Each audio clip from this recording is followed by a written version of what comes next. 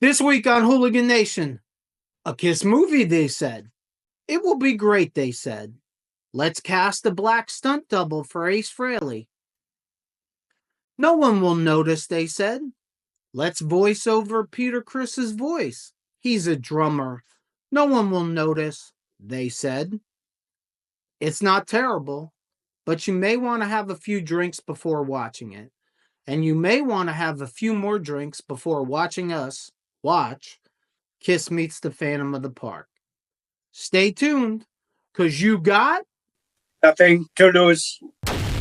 That's like C3PO on testosterone. You wanted the best? Well, they retired. So you got two dudes in a garage. Talking KISS.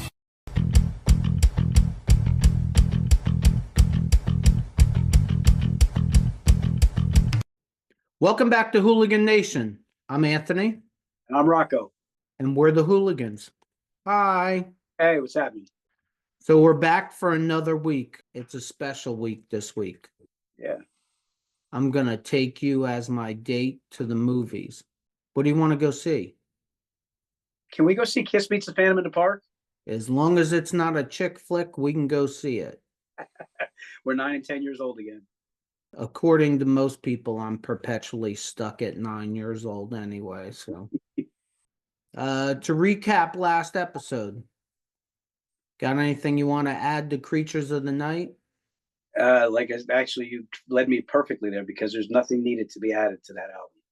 That album was, in my opinion, based on the music that I love, a masterpiece. Yeah, I think to do it its greatest justice is to say it's perfect. Let's move on. They needed to come out with a Balls album, like an in-your-face rock and roll album. They were at that place, and they seen what was good, what was working, and they nailed it as far as I'm concerned. With with the whole Creatures thing, and for summing up Creatures, like Dynasty was great. I didn't care for Unmasked, but when Creatures came out, I mean, I liked it then. I love it even more now. Yeah, it definitely stands the test of time. Just for the hooligans out there, listen, this is how we feel, but we're both. I think it's safe to say we're loving the comments. Like it's starting to evolve in what we want. We want the comments keep them coming because you guys have some really articulate takes. And if you view Creatures different, feel free to put that on there too. But and that's what it's about. So again, thank you to the hooligans because we're really having a blast with these comments, and we're trying to respond to every comment. So definitely continue, keep it coming. All right, you got any news? The only news, again, I've been following Bruce Kulick a lot lately, listening to some of his stuff. I did see an interview. I don't have any notes on it. It was an interview where there's some stuff there where he still is so politically correct and such a, they call him a mensch.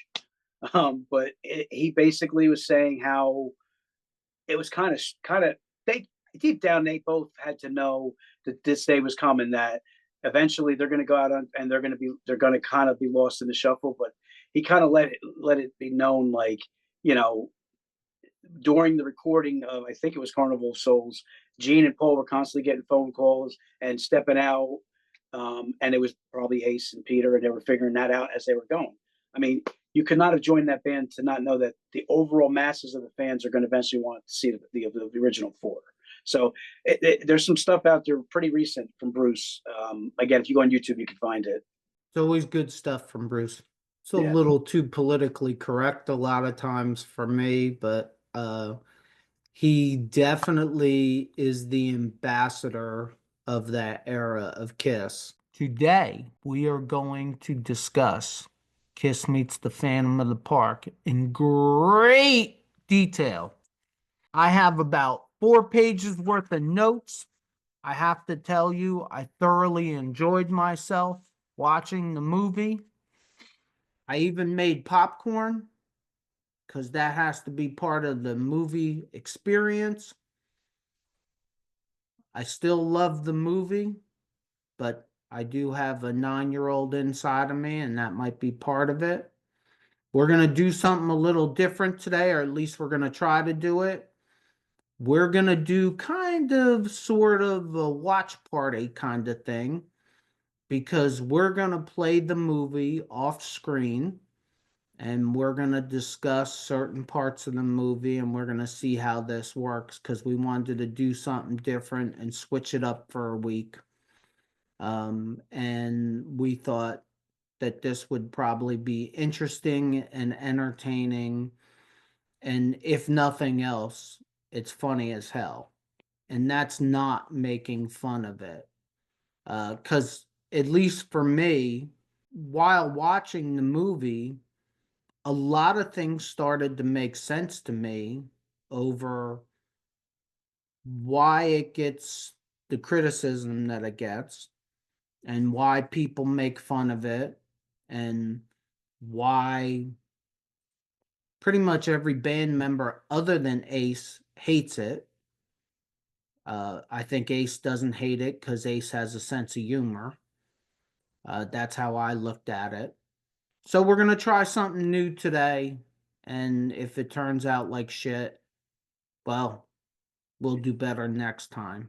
Kiss Meets the Phantom of the Park was released October 28, 1978. It was on NBC Network. It was written by Jan Michael Sherman and Don Boudet, directed by Gordon Hessler.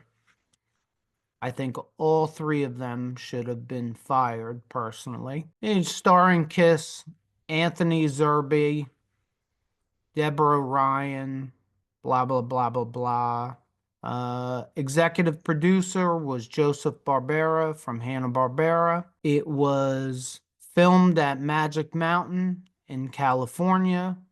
One of the great telling facts is that it had a $3 million budget.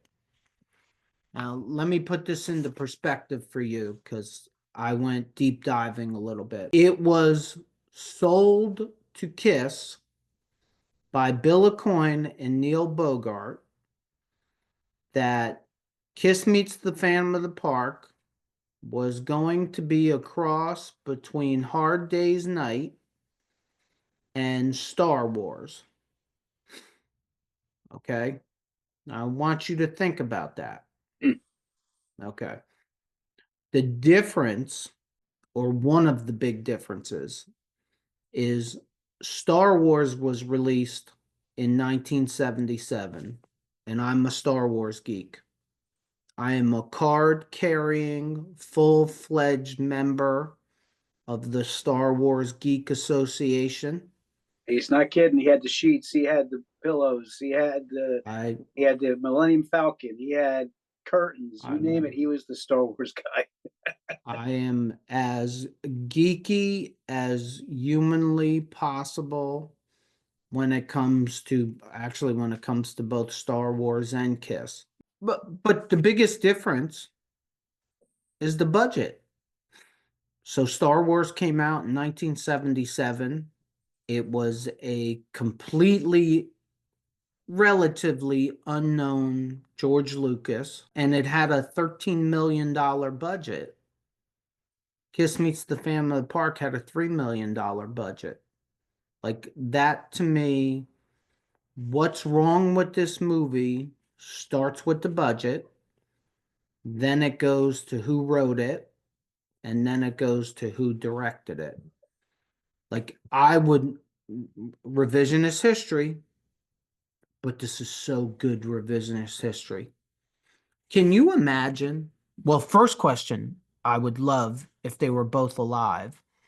I would love to ask Bill Aucoin and Neil Bogart, if you were going to make A Hard Day's Night meets Star Wars, why didn't you go get George Lucas? Wow. Why didn't you go get George Lucas? I mean, knowing what I know about the Star Wars franchise and how it started, like, all the special effects in the original Star Wars movie, like, for anybody that's listening to this that is not a Star Wars geek, go find an old Star Wars documentary and watch how they created the original Star Wars. Like, the creativity that went into it Right. is what was lacking and what is lacking in Kiss Meets the Phantom of the Park.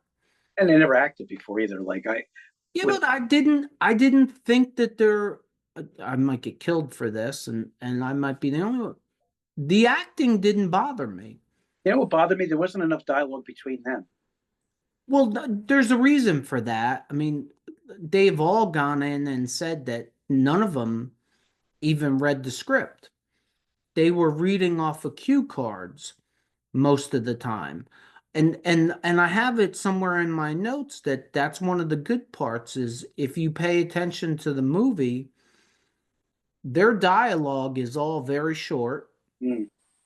There's no extended versions where they can sound like they're bad actors. Like that was done to me was done well, Let's give Ace 3 words to say. Let's give Paul 5 words to say. Let's have Gene growl and let's have Peter Criss stand there. Like that's pretty much the theory of the movie, which seemed to work at least for me. It kind of works. Is it moves it along.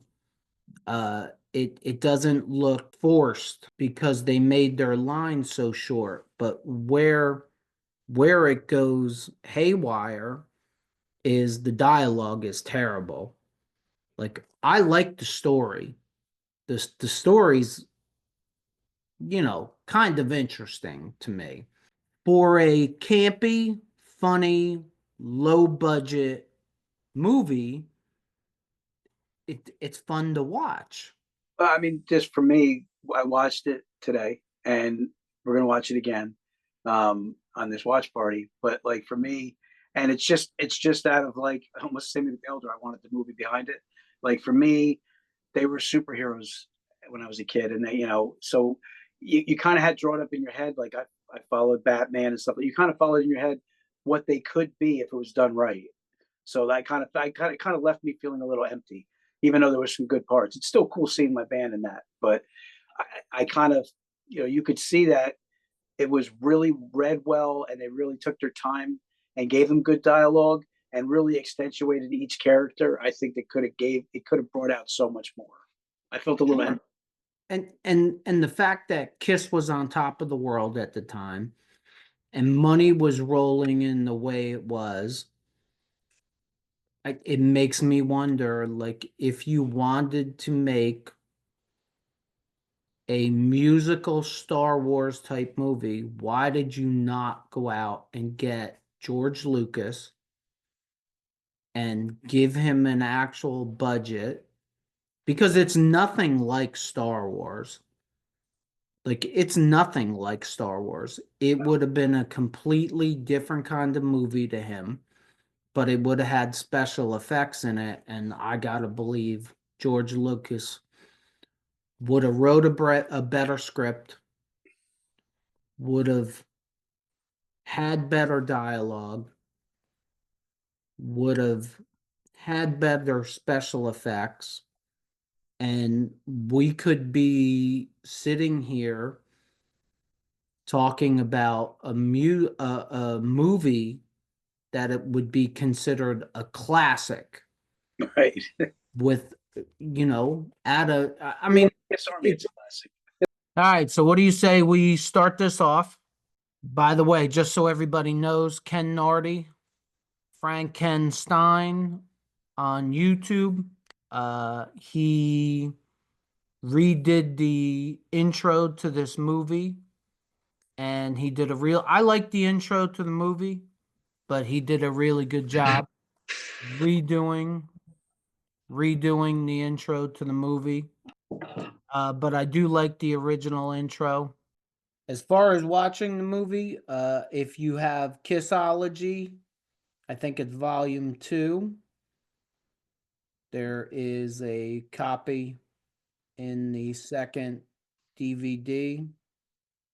Other than that, we found it on Facebook to watch it, and we had no luck finding it anywhere else. I found a version dubbed in German on YouTube, And other than that, if you want to watch it on YouTube, you got to watch it in like 20 different clips. So for anyone that's never seen this, number one, if you're a KISS fan and you never saw this, you have to watch this. You do not have to watch it sober. So the movie opens up in the park. I guess the main couple in the movie is riding a roller coaster. This is really the opening scene of the movie. I can't say it's spectacular. I can't say it's terrible. There's a marching band going in the park. And then it shows a little bit about how their relationship is. They're pretty much the two main characters other than Kiss, right? Other than you have the In the Phantom. park and the scientist. Yeah, you got like three kids that are, the one guy's wearing a leather cap and he looks like a biker kind of, and he has two people with him, a couple with him, and they're just causing stirring stuff up in the park, messing with people, popping a kid's balloon. Oh my God. Popping a kid's balloon. Right.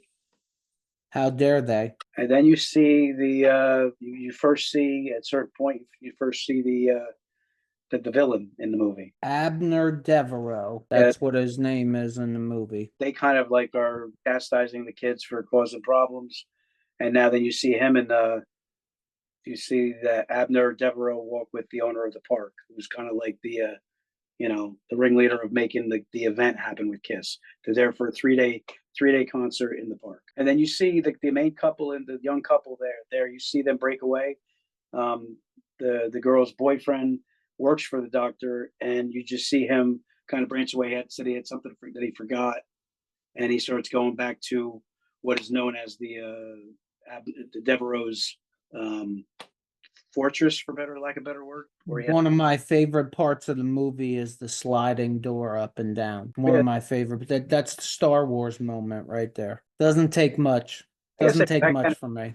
It did have a pretty futuristic look for back then. Now she's waiting for her boyfriend to show up. I have a feeling he's not going to show up. So that's pretty much the premise of the start of the movie. This girl was supposed to meet up with her boyfriend after he checked on something. He's not coming back, and now she's kind of like in a panic. So we're kind of like following. She's the catalyst, and we're kind of like following her. We're kind of like following her search of for lack of a better word, of trying to find him. And there's a lot of things wrong with this movie. Like, it's an imperfect movie. But one of the biggest things that I have heard over and over again was they should have never made a movie if all four band members weren't sold on it. 100%, absolutely. And it seems to me like Peter most, but then Ace a little less, weren't interested in doing this. And it probably created a lot of the problems that they had. Making a movie is a lot of hurry up and wait. And I don't know that Peter and Ace were in the best place to have all that kind of downtime. Well, listen, I got something on that. If you want, I could throw out their exact mentality where they were. So this is from Ken Sharp, published October 2023. He grabbed a quote from Peter and Ace combined. And basically the quote is, "We had broads in our trailer. The fridge was full of beer. We were into Coke at the time. When asked why Kiss Meets the Phantom of the Park was destined to be one of rock and roll's, where it says worst movie. I wouldn't call them one of the worst movies, but they were in another planet themselves at the time." Right. You gave them all that free time to sit around with the addiction problems that they had. Like, it probably, I blame Bill Aucoin and Neil Bogart for not Reading the room. for lack of a better term, not paying attention to the band and then not setting them up to succeed. They set them up to fail. By all accounts, it was a rushed script. As soon as they get done filming this, they all go in different directions and do their solo albums. Like, it was a bad time to be Kiss to begin with. It was just a bad idea altogether that I still think could have been better and could have been probably a big success. I agree with that. I mean, timing is everything, and unfortunately, the timing was bad for this. But if the timing was right, who knows how good it could have been? I mean, look at Ace's solo album, right? Timing was right for that because he was motivated. They weren't motivated for this. If they were motivated, maybe they'd be like, "No, we're not doing that. That's going to make us look stupid." They didn't care. They wanted to get it over with. Well, they did care. I mean, I've read a couple articles.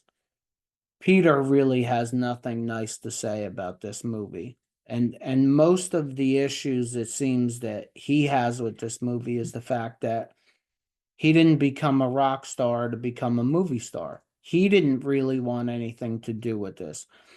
Ace, being Ace, I think was more in the middle of, oh, we're going to have fun and games. And then I think Gene and Paul were about the business end of this. What can this do for us?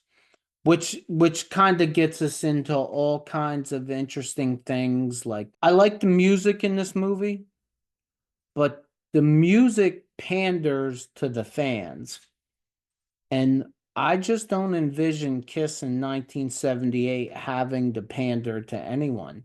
The solo albums go out September 18th, 1978. This film played on NBC, I think October 28th, 1978. So they put one solo song from each record in the movie.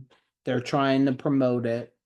They put Beth in the movie in a spot where it doesn't make any sense at all.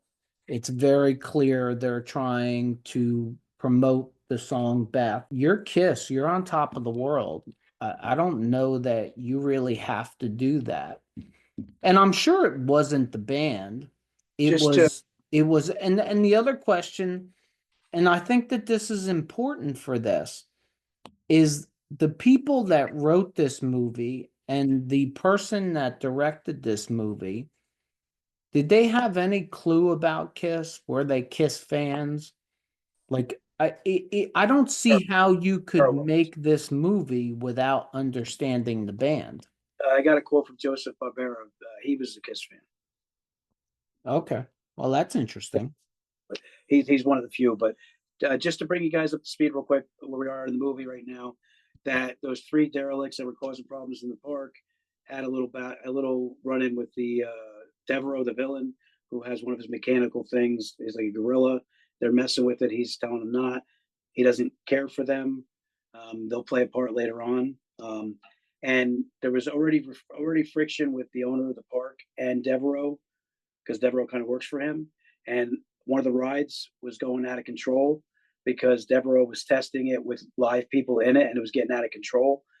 So he's on thin ice with the owner of the park. So that's kind of where we are. And now, if we're at the same spot, he's the woman, Melissa, Yes, is now in his workshop, which is 100 and some feet below ground. I would say, like, if you had to pinpoint what this doctor really does well, is he creates all these live characters. He has a quartet of guys or whatever, mechanical. He has Frankenstein that moves and is animated, and he actually, you'll find later on too, he has some kind of device that he puts on certain people, and he can make them into the same kind of, I guess, clone or whatever you want to call it. Yeah, Joseph. I just want to say Joseph Barbera made a statement.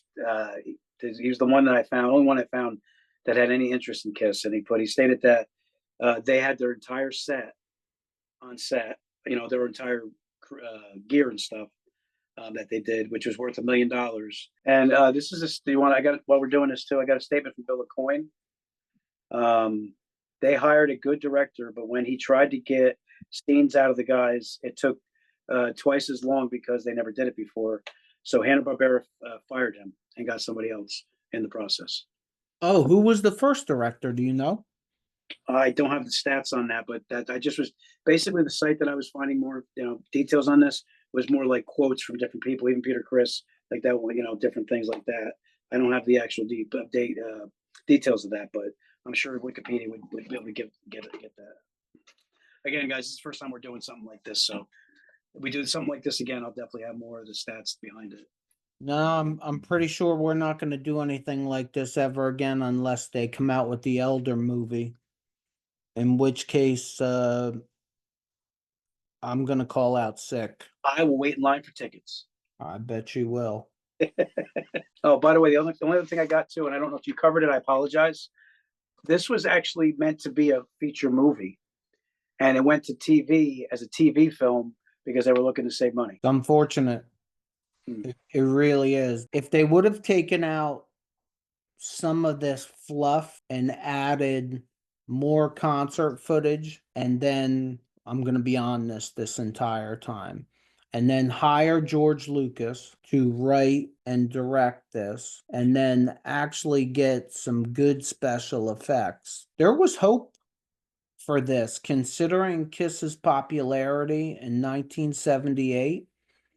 I mean, I might be the only human being on the earth that thinks this, but this could have been a very good feature film if you would have added a little more concert foot. Like, there's a couple other things that just seem kind of, I don't know, it seems kind of weird to me. You ever notice, like, I'm probably going to bring Star Wars up a lot in this, but you ever notice in Star Wars that for the most part, they all wear the same thing throughout the whole movie? You ever notice that? Like for the first Star Wars, Han Solo wears the white shirt, the dark vest, like for the whole movie. And they do that in this movie with Kiss. And I at least for me, it by about halfway through the movie, it kind of started to bother me. Like, I don't know what else you put them in, but I would have, like, when they put the robes on, and the robe scene is coming up in a few minutes, the first one. Like, it seems to me like they make a point to show that they're wearing the costumes under the robe. I would have preferred if they had the robes closed and got rid of the costumes, because The robes are cool. I don't understand the point of the robes, Mm. but yeah, they're kind of cool. I And just if you just to bring you up to speed where we're at in the movie, I don't know what you would call it, but like a part of where the Dr. Devereaux, or where the scientist Devereaux has his thing, they went into, like, what do they call that? Where you go into like a spooky thing that they have at amusement parks. I think they call it the House of Thrills. Right. Is So that what they call it in the movie? I don't, yeah, something like that, but it probably is. But those three derelicts that were causing problems now have ventured into that area, and the scientist is going to have a little fun with them, and they eventually get scooped up into his grasp, and he makes clones out of them, or whatever you want to do. He puts them in like revolutionary clothes. He zombifies them. Yep. And when he does, you don't feel bad for them because they were causing all kinds of problems. So you're like, it was kind of comical. Basically, what's being set up is how, like, twisted this scientist is. They want you to know how like twisted he is in his head before KISS really becomes prevalent in their role in the movie. I read somewhere, and I haven't fact checked this at all, but I read somewhere that the total, so the movie's 96 minutes long, and out of those 96 minutes, Kiss appears for 12 minutes. 12 minutes in the entire movie. Like I said, I don't know that that's the truth, but if it's more than 12 minutes, I don't think it's a lot more than 12 minutes. I think they made a good villain. Oh, absolutely. He's definitely a villain. And he's a good actor because he makes you, like, right now we're at a part where the clash between the owner of the park and the villain, he's going to be letting him go now. And you see him kind of like, he was already kind of teetering on the edge of like a psychopath, and now he's like officially there. And you know what? Look, I'm not a big fan of Academy Award winning movies or anything, but this is not a bad scene acting wise to me. It's believable. Yeah, I think they're both good actors. Whoever this other guy I think was a pretty well known actor also. You know what bothers me though? You can definitely tell from the very beginning when they first walked. You could definitely tell that they have a history. It would have been nice to like know a little bit more backstory about their connection, because you could tell like he likes him as a friend, but the business partnership is kind of done. So that would add a little more substance to it. But their acting in that scene right there where he lets him go is definitely very believable. So now Devereaux is walking in kind of like a trance. You can tell that he actually really is good at good at this role, because you could see he's kind of like he's going into like the Joker, like with the Joker's like Psycho, and you could see in his face just how twisted he is. He's got a kind of the Joker look to him. Oh, finally we're gonna get to a concert scene. Yes. Oh, thank you, baby Yep, Jesus. loading up the park, Kiss her people have paint on her face like Kiss. They're all getting pumped up for them to take the stage. Thank God. We are roughly 29 minutes into the movie. We have yet to see Kiss at all. And now we're going to see Kiss. Would be a nice way to start off a concert too. An outdoor concert with fireworks.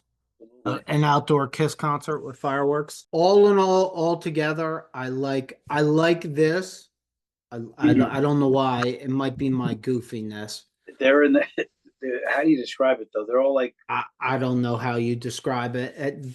They fly in yeah, to start the concert. and the riding Paul's riding Yeah, his you own. know, it's like I said, it's goofy. It's a little campy. Gene looks like a bat. Yeah, the worst special effects of the entire movie is Gene's fire. It's Yeah. terrible. Like it just His screams low budget. he growls a lot. His growl is kind of cheesy too. The growl's terrible. The whole voice Yeah, is terrible. Good song. Shout it out loud. I like the song choice. I like the concert footage. yeah, I do too. It is one of the most iconic stage shows that they ever did with the lighted stairs. I mean, they did a lot of things good.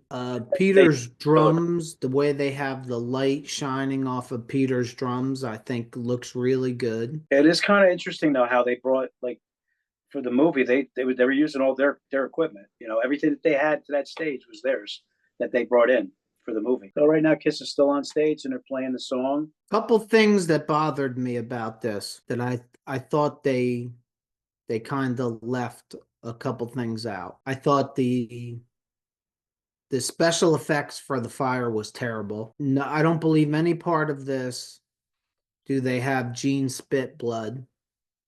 No, I I don't. I Yeah, yeah. I thought they should have thrown that in there somewhere. They don't have Ace smoke the guitar.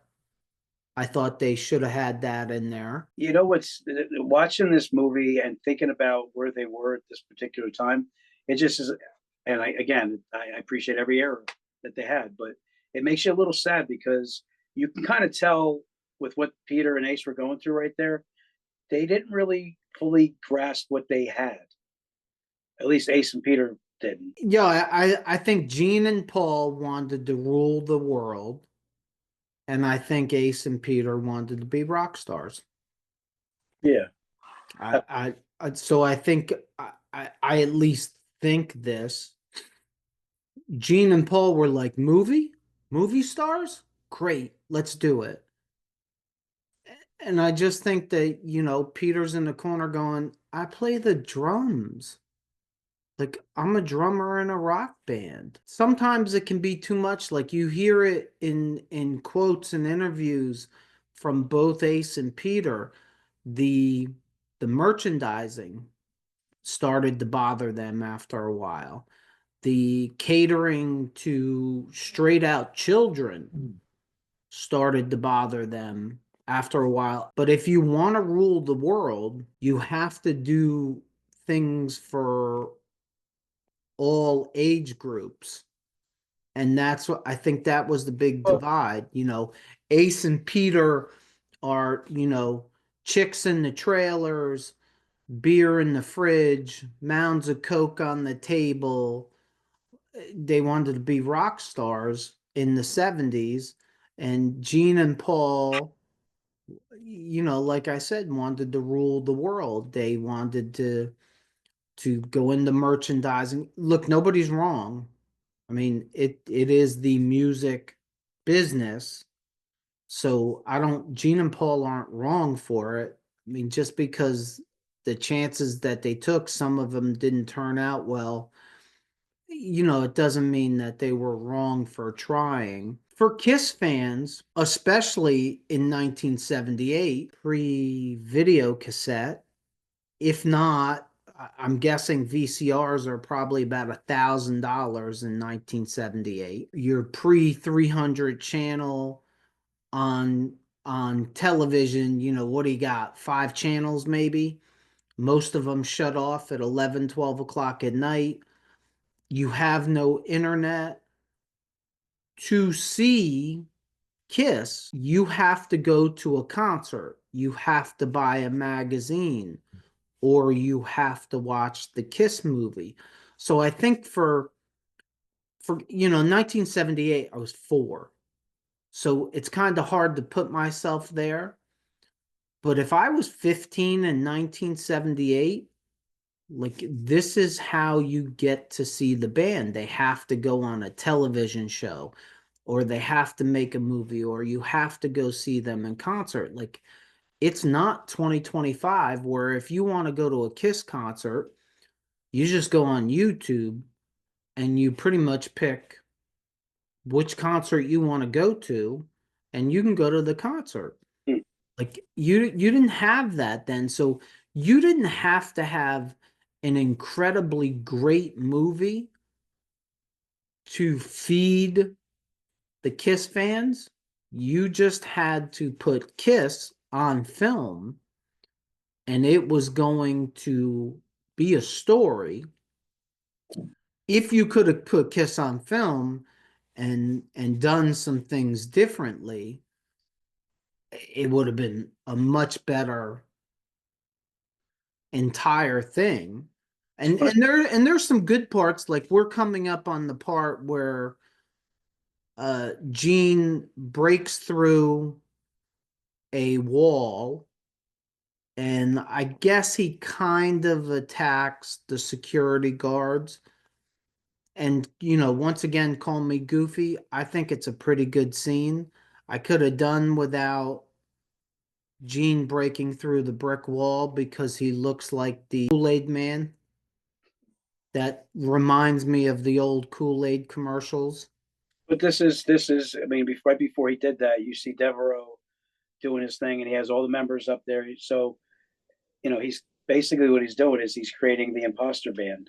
And It's not a bad scene. well, I love the way Gene's look, so I thought it was really cool. And through all this process, she's still looking for a boyfriend who is basically a robot, basically listening now to Devereaux. That's what's up. And maybe that's better. Maybe he wasn't a zombie. Maybe they made him a robot. Yeah, he put some kind of device on his neck, and it made him follow all the instructions of the scientist. I can tell you one thing. They gave Gene probably the best stunt double. Yeah, I saw what you were talking about. Oh my god. Because the stunt doubles are horrific. They are just terrible. I have no idea why someone would think it would be a good idea to get a black stunt double for Ace Frehley.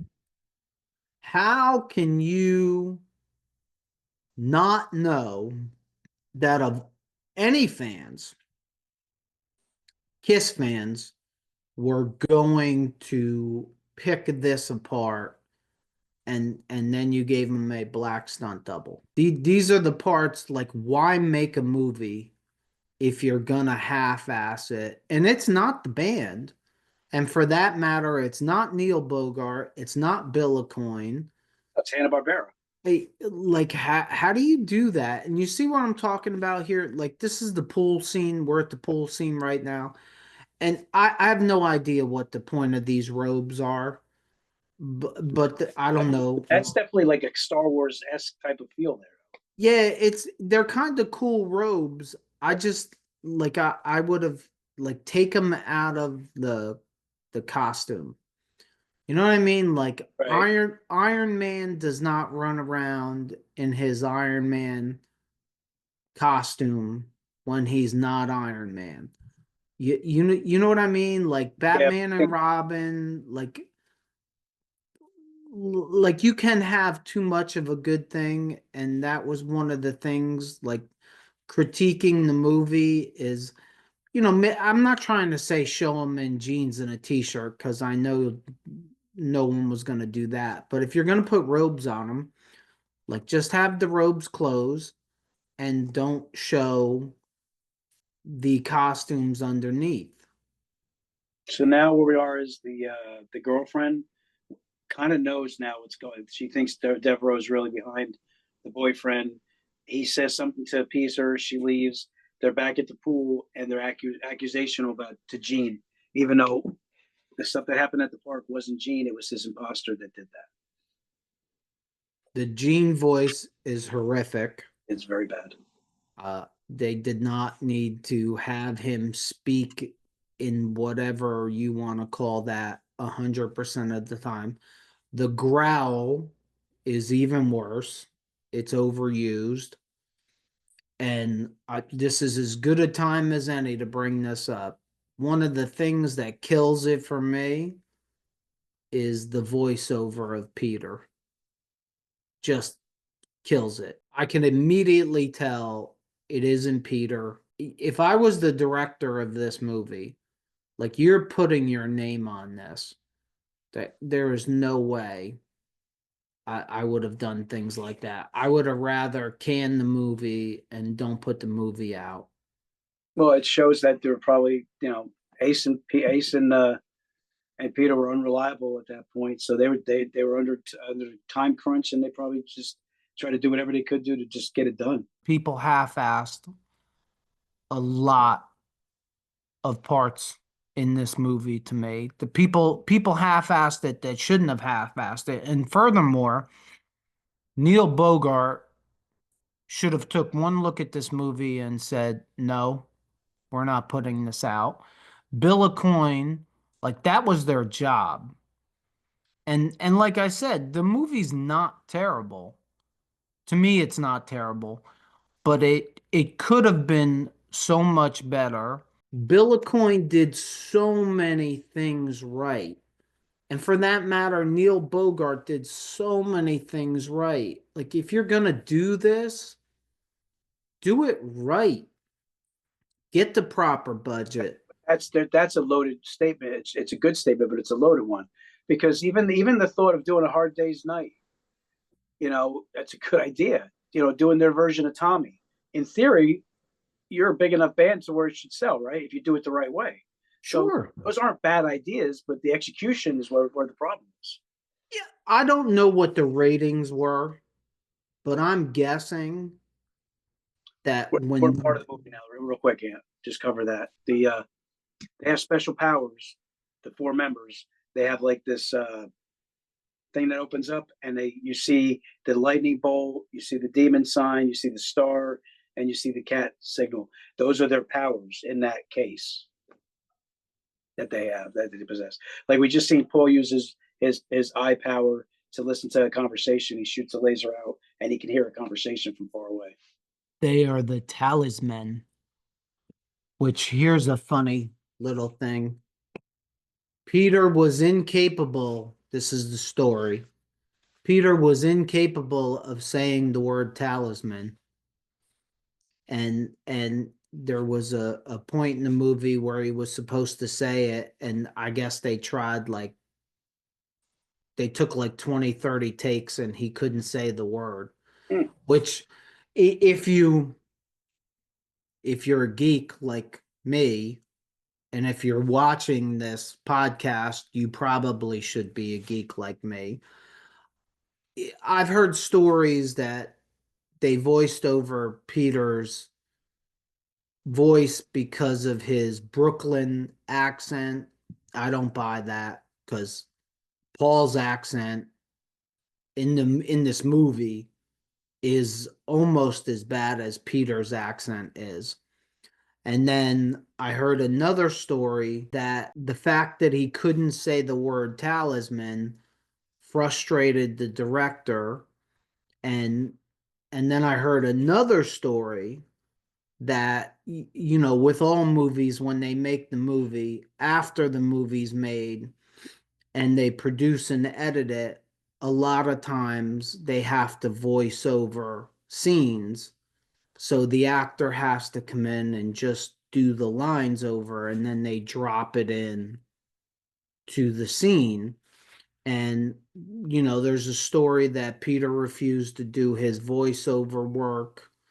But Peter actually, I think I read an interview where Peter says that that's not true. He didn't refuse to do any voiceover work. So as is with a lot of things that goes with the original four members of KISS, there's 10 different stories of why something turned out the way it turned out. So you can pick just about any story you want and run with that, I guess. But I don't buy the fact that they voiced over all his lines because he couldn't say one word. I don't buy the fact that there was a problem with his Brooklyn accent. Hey, Kiss Army, we work hard on this podcast and try to give you the best content possible. If you like what we do, please consider subscribing to our YouTube channel. Also, the podcast is now on all the podcast platforms.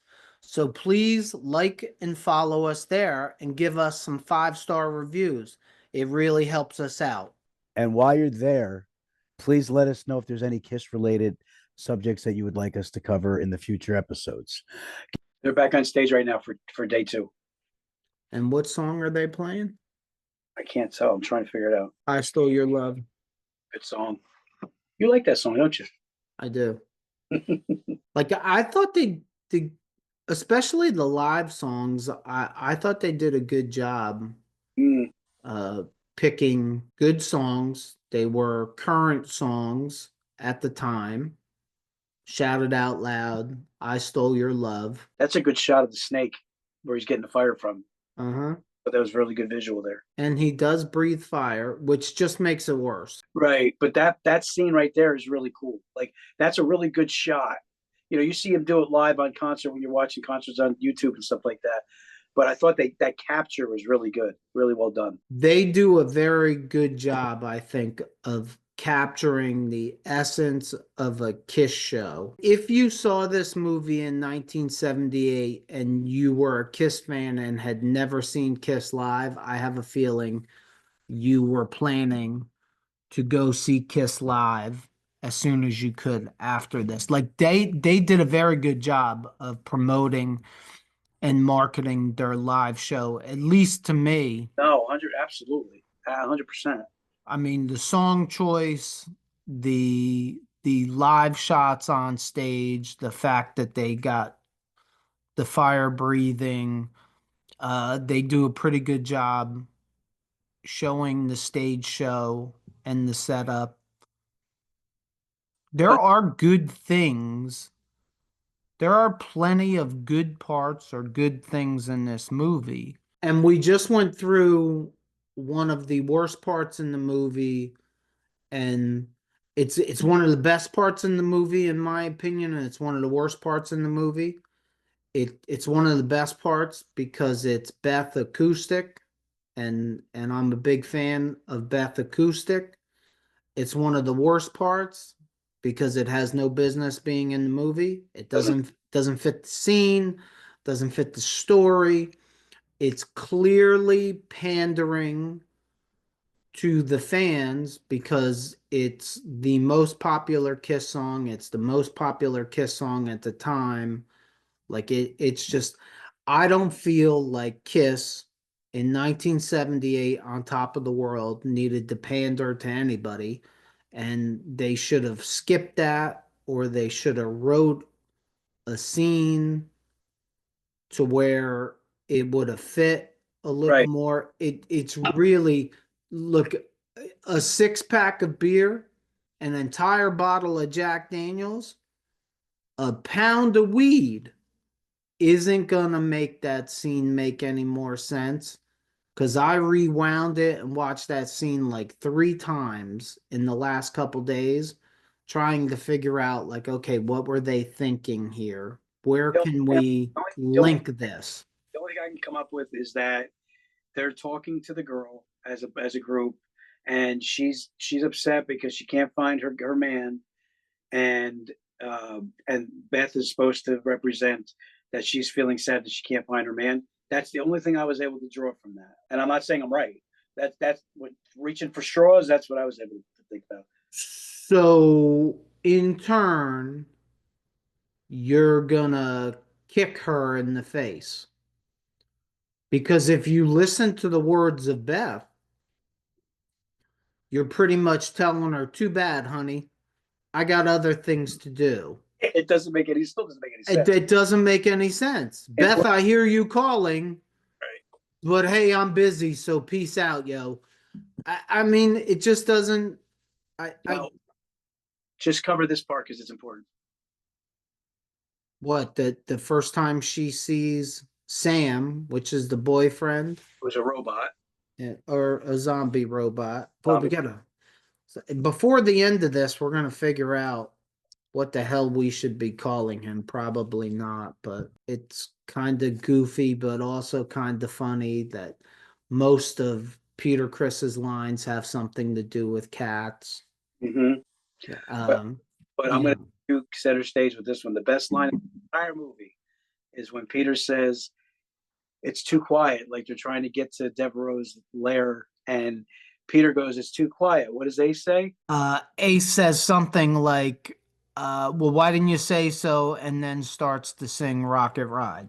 Yeah, I love that part. And now is as good, now is as good a spot as ever to say that I'm sure this was done by accident and not on purpose, but I think they got Ace perfect in this movie. They capture his personality.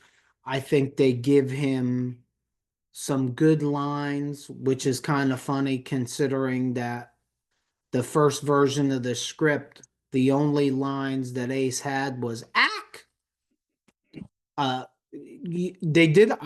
To me, they did a really good job of it. I mean, they give Gene some word soup lines that are unneeded. They give Paul some word soup lines that are unneeded.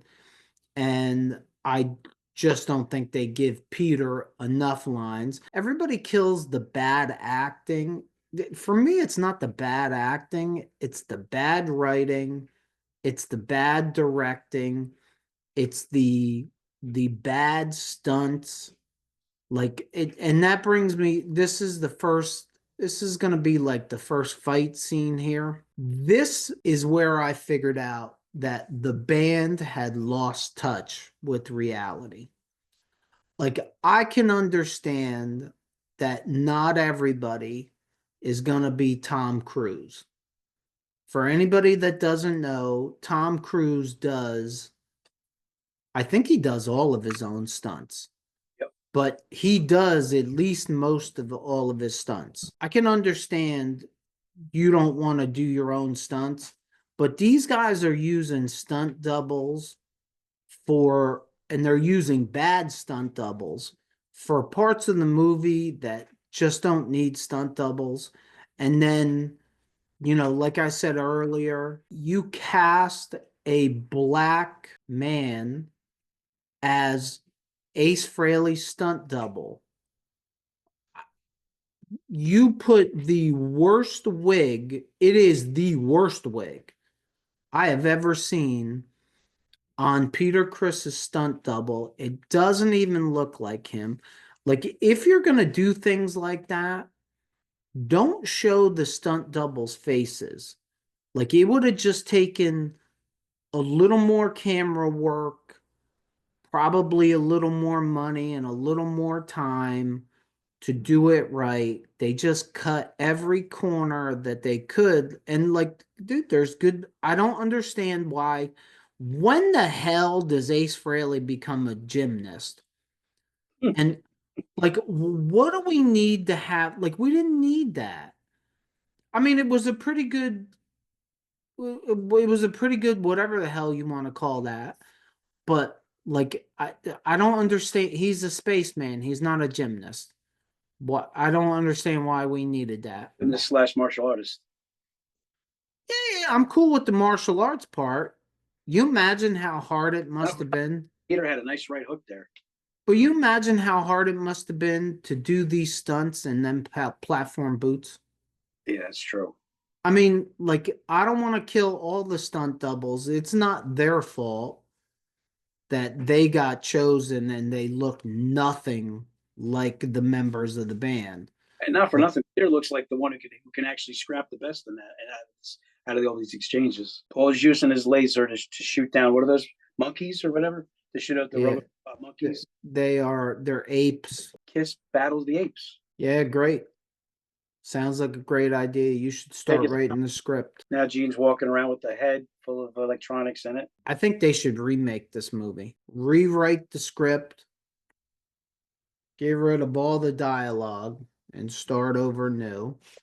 And just so you know, KISS is on the hunt right now, still for Devereaux, and to look for her boyfriend. And these martial artists are showing up with silhouettes in different colors to start fighting them. Japanese ones with swords and all kinds of stuff that they're going to have to battle before they get to Devereaux. And I think this is my favorite fight scene. Yeah, Gene's pretty cool in this. He's not even moving. He just boop, boop, boop. And then he throws one punch. It is pretty cool the way they script. See, but you really can't tell that that's not Gene. But the rest of these guys, you can tell it's their stunt double. And I just don't understand why you got to use the stunt double for these parts. Yeah, you could definitely tell that's not Ace. I mean, the actual stunts, I get it. Like here when Peter's jumping through the air, I get that. But like, the fight scene. Yeah, that's a horrible wig. Right. It's terrible. It's a mullet before mullets were even popular. But this is what I'm talking about with this flamboyant. They made Paul way too flamboyant for me. Like he has to do everything with all of this flamboyance. Like it's just over the top. And Ace, one of Ace's magic powers is he could snap his fingers with a thumbs up and they disappear. I love it. Area. That was cool. I love it.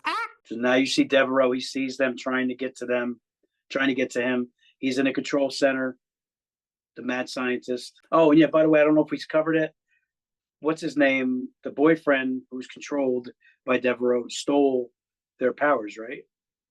They stole the box? Not yet. No? He's going to steal the talisman now. He tried to, but he failed. Okay, because there's a force field around it. Right. So Devereaux gave him a gun that's supposed to break the force field so that he could take it. It's a ray gun. Like a laser gun, a ray gun or whatever. That is pretty cool. Like that centering for their powers. They again, I keep coming back to this, but it could have been really, really well done. It could have been had more substance to the movie. I can't tell you how many times during this movie that I noted Ace Frehley's stunt double. Like it was just driving me crazy. Like it's obvious. Almost every scene that the guy is in, I'm like, why is he here? Like if Ace didn't, and I understand the stories are Ace didn't show up for filming and Ace didn't. You do not replace him with the black stunt double. You do not. Like, you stop filming and you find someone that fits his description, or you just don't film a movie. Or somebody go get him. Well, If he doesn't want it, it doesn't matter. He's under contract. You go get him, clean him up. yeah, I don't know. Stories about Ace at that time, it probably take you 24, 48 hours to clean him up. And he wasn't even the one that, it sounds to me like Peter was in worse condition than he was. But still, I mean, can you just imagine? Hey, anybody know where Ace is? Nah, I haven't seen him. All right, let's have this stunt double stand in here. No, we're not gonna have his stunt double stand in. Like it's almost like there was no quality control. Again, there was no guardian. Hmm. Like there was no one that was sitting there going, no, no, we're not going to do that. This is a bad idea. And Bill Coyne should have known better. I mean, he was the one who really kind of knew what they were all about.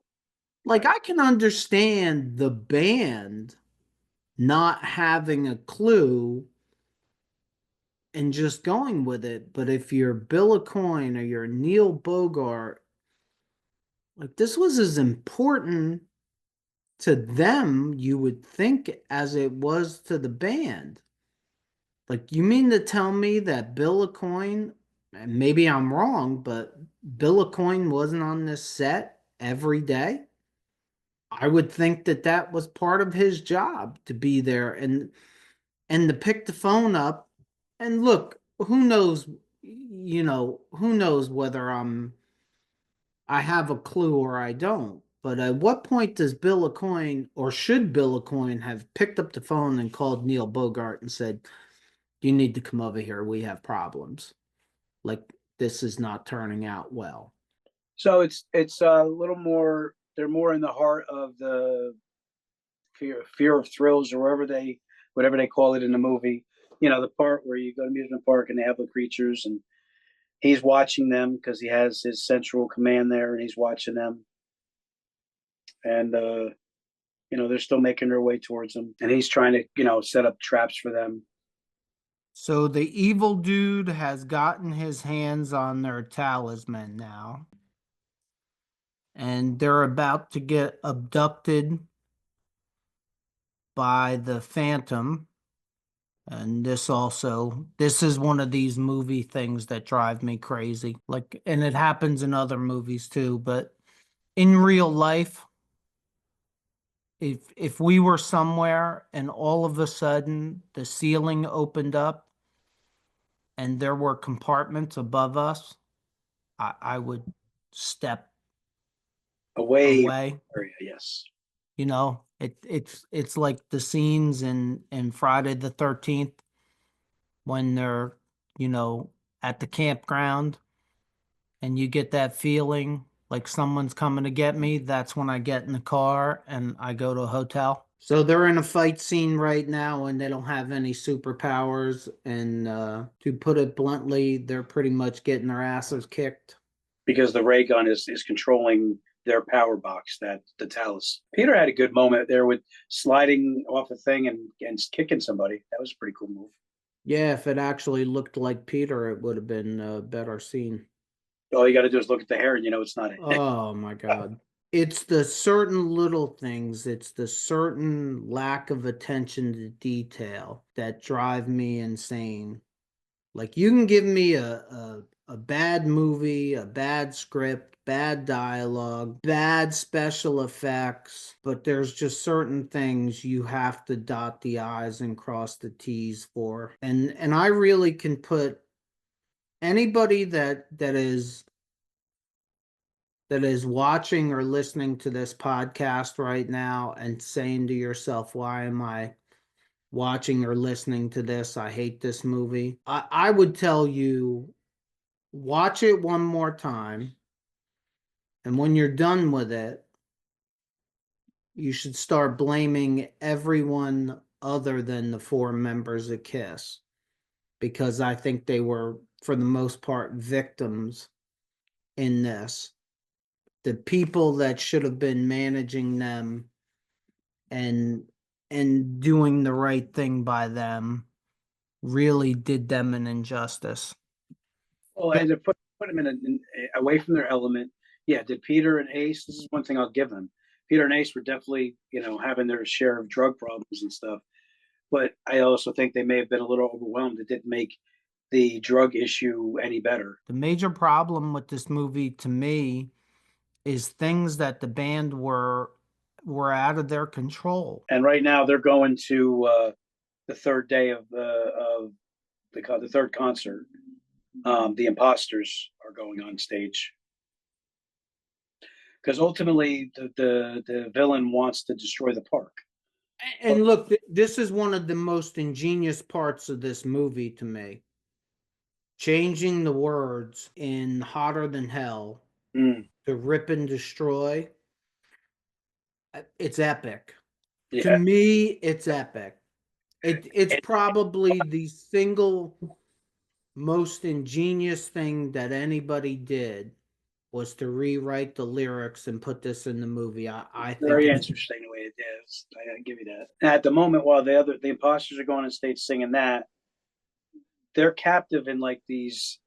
It's like a shock of they get shocked if they come out of it. They're like yellow pillars going up and down like it's cell of like these yellow tall pillars blocking them. If they touch it, they get shocked. maybe a 6-pack isn't enough. Maybe a 12-pack. Maybe a 12-pack. Maybe you should pregame. But it's another good concert scene, if you ask me.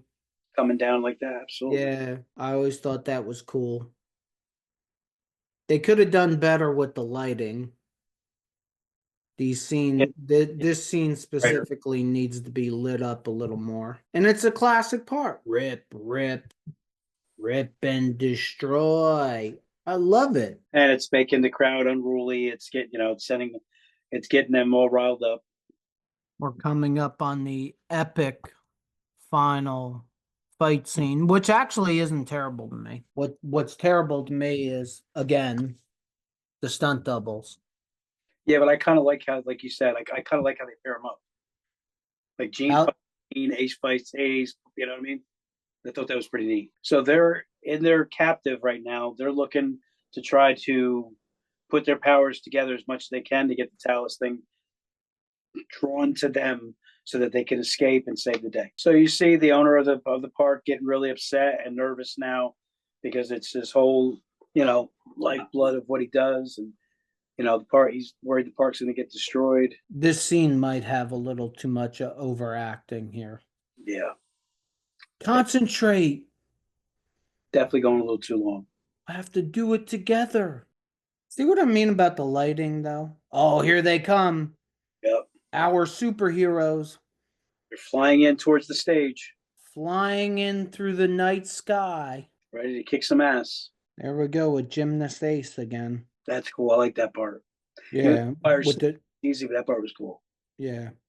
Gene grabs the big snake that he takes the fire from, puts it over his head, and he has double fire from the snake and him towards his adversary. Now, if they could just make the fire special effects better, it would have been better. Yeah, that was a cool part too. They all once all the villains are done, they raise their hands, and all their instruments appear, and Peter automatically goes to the drums, and they start playing the real song, "Rock and Roll All Night." This is one of the parts that bother me about this movie, though. Why not play Rock and Roll All Night live? Like, why play the studio version of it? And I guess it's the next song after this. They throw God of Thunder in, and I don't understand how it fits. And that happens throughout the movie. Like, that's not the only spot. Like, I like the songs that they used in the movie. I just think some of them should have been placed in other places that would have made more sense. I just don't think you're going to get a non-KISS fan to watch this movie.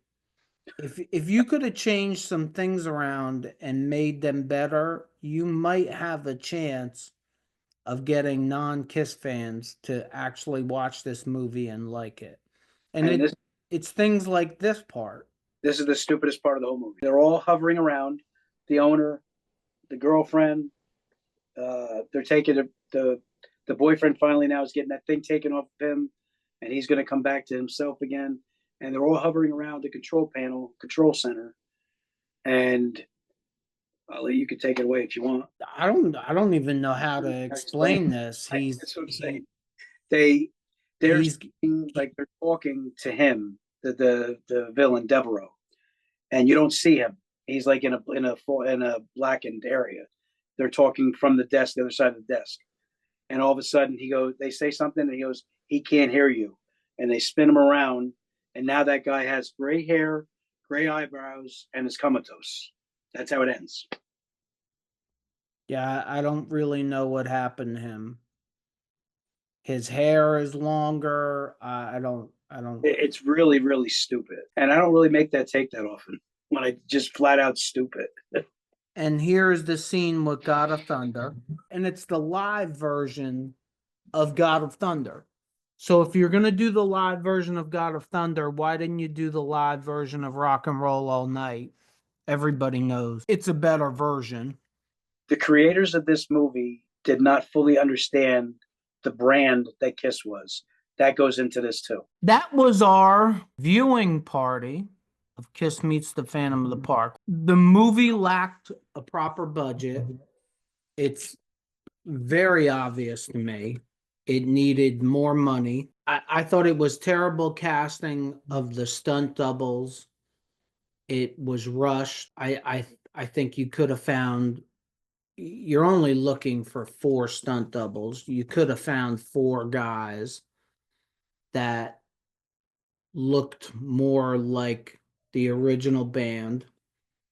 I thought one of the good things, I said this earlier, they kept all the band's lines short. It's noticeable that all their lines are short, but it's not a bad noticeable. And I think it helps the acting. Look, one of the things that I can't say, and maybe this says more about me, I can't say they did a bad acting job. They did a bad production job. They did a bad directing job. They did a bad casting job. The band did not do a bad acting job. Look, I'm not trying to say that any of them were good actors, but when you give Peter Criss a line that's 4 words long, it's not very hard. Yeah, I don't really even know how to judge that, to be honest with you. I mean, if you don't notice it's bad acting, to me, it's not that bad of acting. Move some songs around, think before you do. Like, hey, we're going to put Rock and Roll All Night in here, and we're going to put Rock and Roll All Night in concert. Let's use the live version. Like, it's things like that. Like, I'm wondering, you know how like Paul is so much a part of what happens with KISS? We always say, gee, it always comes back to Paul. I'm really wondering. I would love to find out what his overall opinion is, because it seems like maybe one of the times where he really didn't take an active role as much as he normally does, and a lot of things he let go, and maybe that's why he's so embarrassed about it, won't even talk about it. To me, I think they listened to Neil Bogart and Bill Aucoin, and for whatever reason, look, I think Bill Aucoin should be a hero to KISS fans. I have heard him called the 5th member of KISS about 100 times. I think this was one of his mistakes. And I don't think the movie was a mistake. I think, actually, I think the opposite. Like, I think in theory, it was a great idea. Yeah. I just think if you slow things down and you write a good script with better dialogue, you take more time casting, you maybe get these guys some acting lessons, and I imagine that would have probably been difficult, like because Peter and Ace did not seem to be that enthusiastic about the movie, but I think there was a way to sell it to them, like, hey, we're doing this movie, let's make you look as good as possible. And I still think they could have done that, without acting lessons. They could have done that by crossing the T's and dotting the I's and doing things like not having a black stunt double for a white guy. It's not a race thing. You just don't do it. It's 2025. But it's an Show example. me a movie from 1978 to 2025 that replaced or that had a black stunt double for a white guy or a white stunt double for a black guy. You don't. You don't. To me, it's like movie making 101. It should. It's Monday Morning Quarterback, but it should have been released. Somebody had to edit this movie. And during editing, somebody should have been sitting there going, no, this isn't good. We need to reshoot this part. We need to do this. Like, somebody needed to be the adult in the room. And I just don't think there was an adult in the room that was paying attention, whether it was Hanna-Barbera or it was Neil Bogart or it was Bill Aucoin. I think putting on the band is ignorant and is thinking that they were more in control than they really were at the time. They were on a crazy train.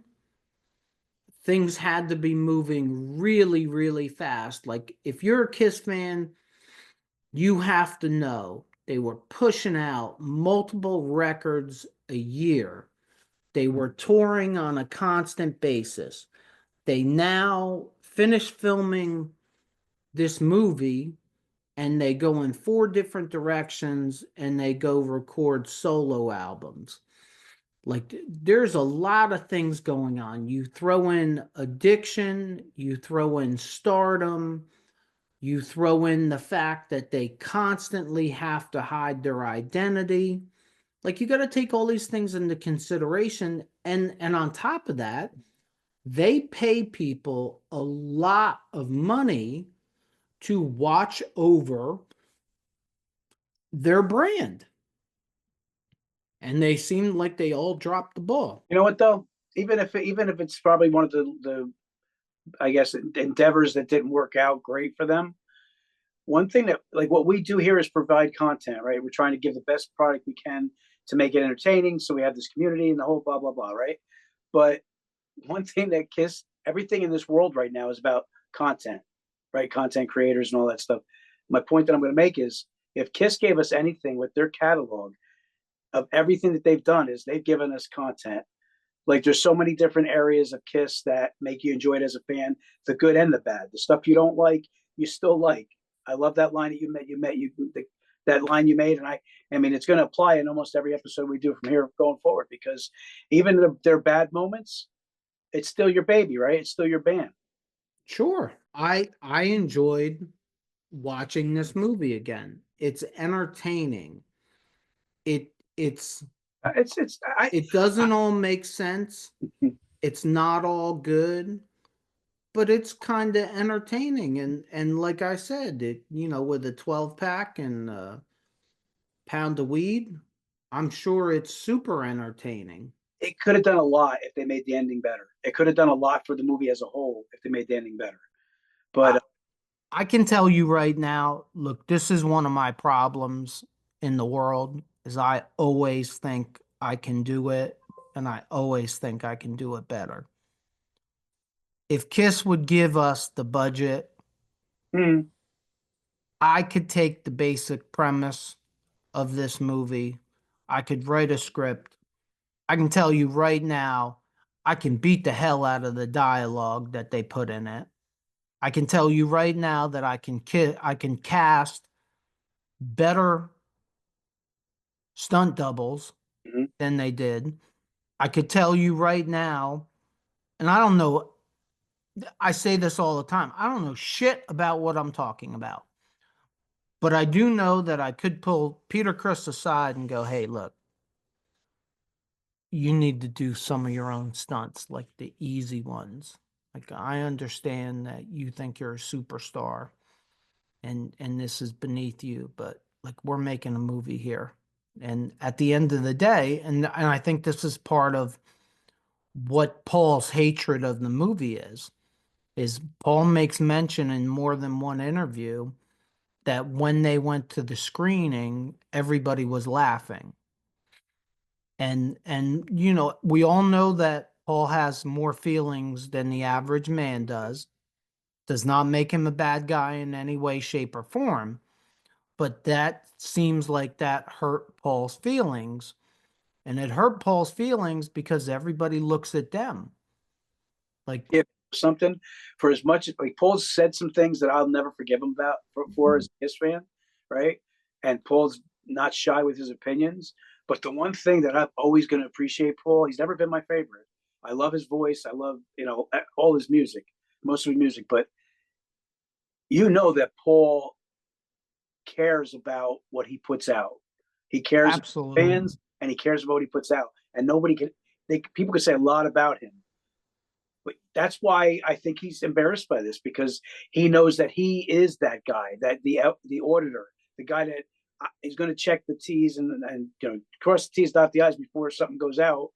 And I feel like maybe he feels like he could have been a little more aggressively involved in, hey, listen, man, if this ain't right, it's not going out. I don't care. You got to wonder if things like this were the reason why Paul and Gene became such control freaks.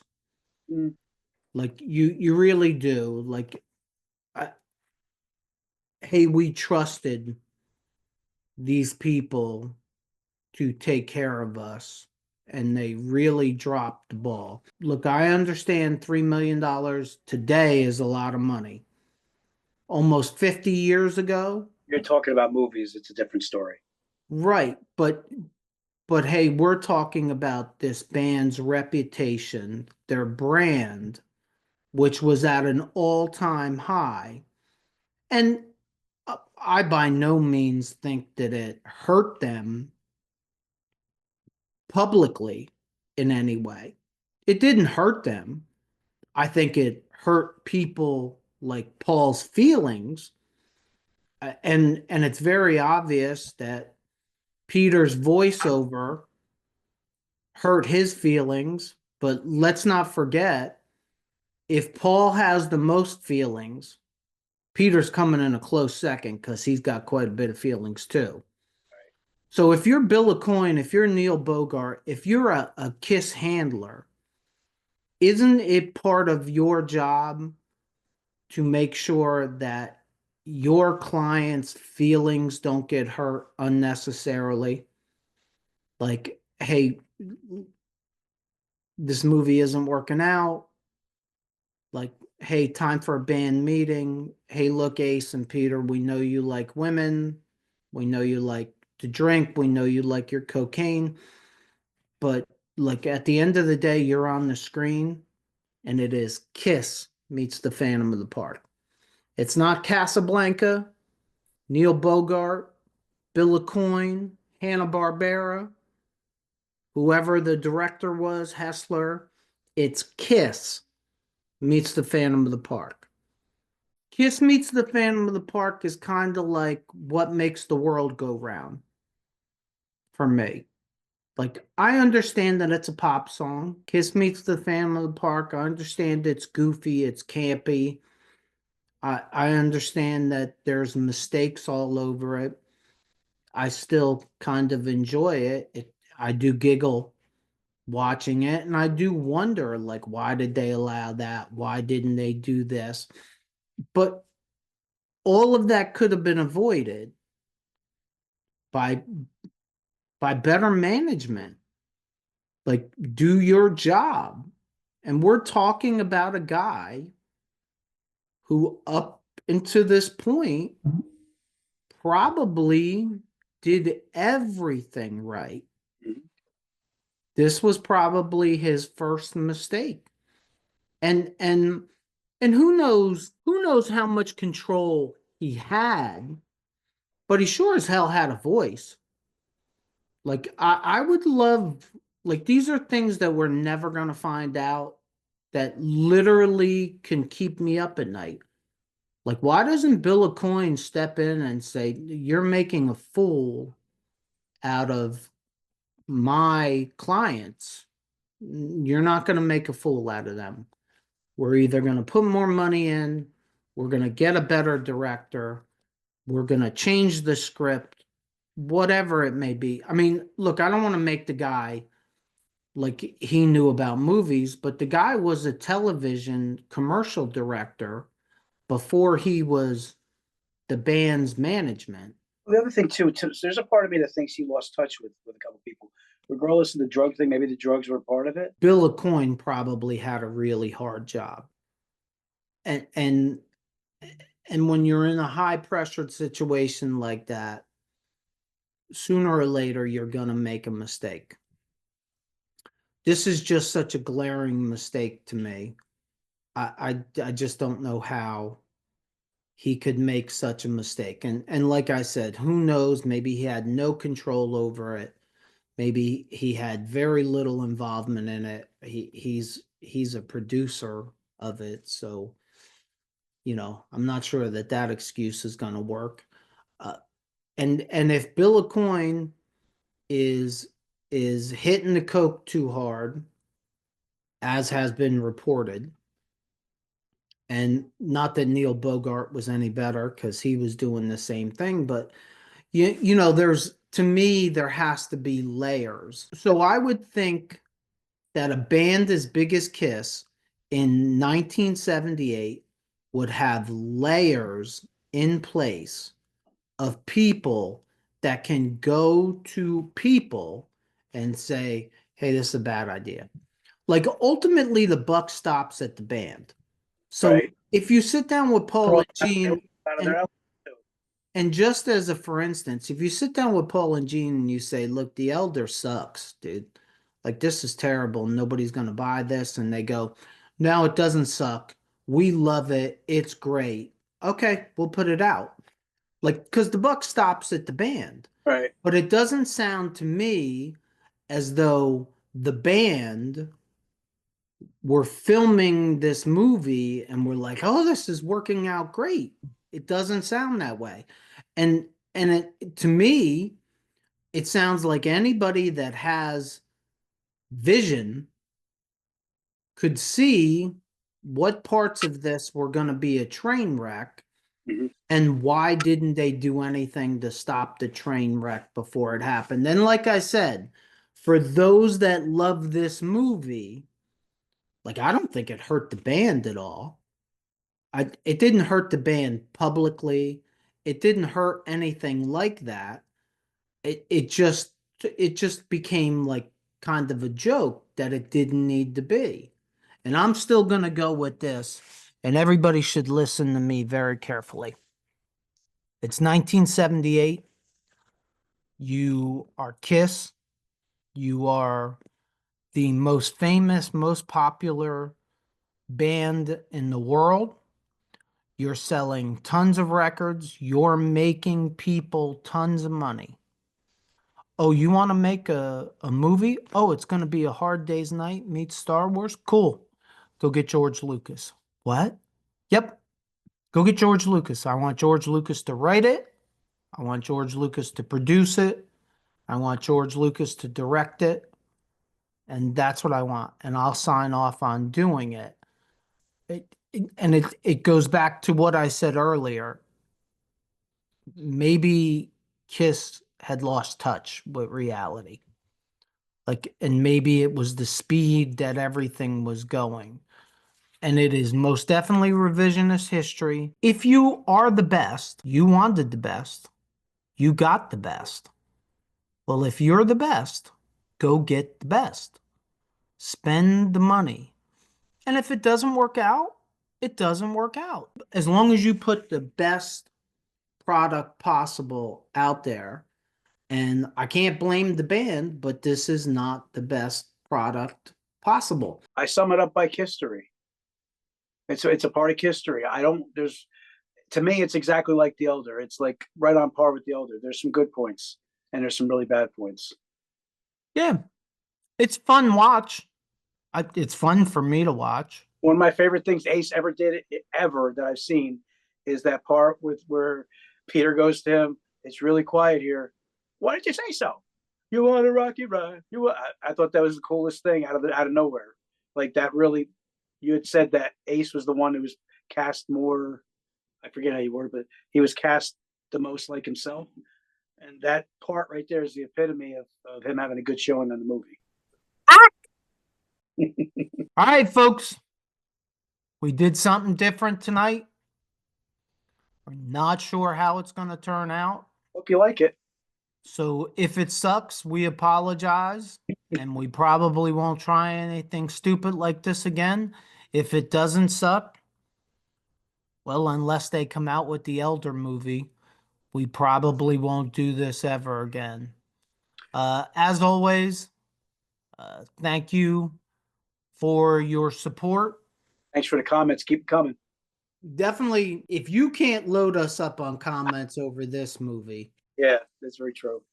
like you have a. So I'm interested to know, like, who likes the movie, who doesn't like the movie, who agrees that the movie's not terrible but could be better. Like, whatever you think about the movie, drop it in the comments below, please, because like we say this all the time, and I know everybody thinks we're pandering to get comments because it helps the algorithm, and of course we are. We're trying to get as many people to click on this podcast as possible. Like Friends. we ain't doing this for nothing, but I promise you we ain't making no money. And I promise you it's costing us money. But We legitimately by the comments.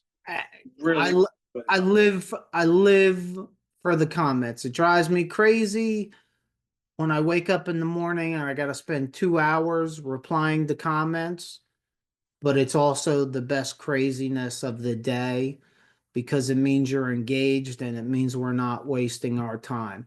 give us your hooligan self. This is one of those things that I'm very interested to see what everybody's take is on it and what everybody thinks. Absolutely. So with all that being said, thank you all for coming out.